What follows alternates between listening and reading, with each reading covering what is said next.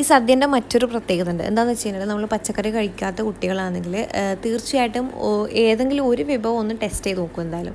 കാരണം അതിൽ വിഭവ സമൃദ്ധമായ സംഭവങ്ങളൊക്കെ ഉള്ളതുകൊണ്ട് ഏതെങ്കിലും ഒന്ന് ടേസ്റ്റ് ചെയ്യാതിരിക്കില്ലല്ലോ. പക്ഷേ എനിക്ക് ഭയങ്കര ഇഷ്ടമാണ് സദ്യ. ഞാൻ വായിലെ കാലിയാക്കും. അപ്പോൾ എന്നെ പോലെ സദ്യ ലവറാണെങ്കിൽ ഒന്ന് കമൻറ്റ് ചെയ്യുക. അപ്പോൾ ഞാൻ പെട്ടെന്ന് ഒരു അവിയൽ കാണിച്ചിട്ട് പോകാൻ വിചാരിച്ച് വന്നതാണ്. നമ്മൾ കുക്കറിലാണ് ഉണ്ടാക്കുന്നത്. നമ്മുടെ കയ്യിലുള്ള വെജിറ്റബിൾസ് എല്ലാം കൂടെ 1 ഇഞ്ച് നീളത്തിലൊന്ന് കട്ട് ചെയ്തിട്ട് കുറച്ച് ഉപ്പും കറിവേപ്പിലയും ഓയിലില്ലേ അതും കൂടി ചേർത്ത് മിക്സ് ചെയ്തിട്ട് ഒറ്റ വിസിലൊന്ന് വേവിച്ചെടുക്കുക.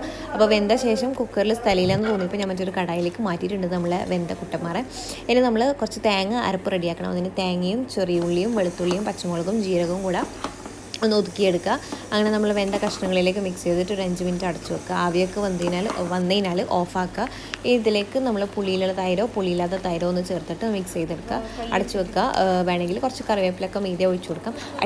അടിപൊളി ടേസ്റ്റാണ്. അപ്പോൾ എല്ലാവരും ഒന്ന് ട്രൈ ചെയ്ത് നോക്കുക. ഇഷ്ടമായി ഒന്ന് സബ്സ്ക്രൈബ് ചെയ്യുക. അപ്പോൾ thank you for watching and by.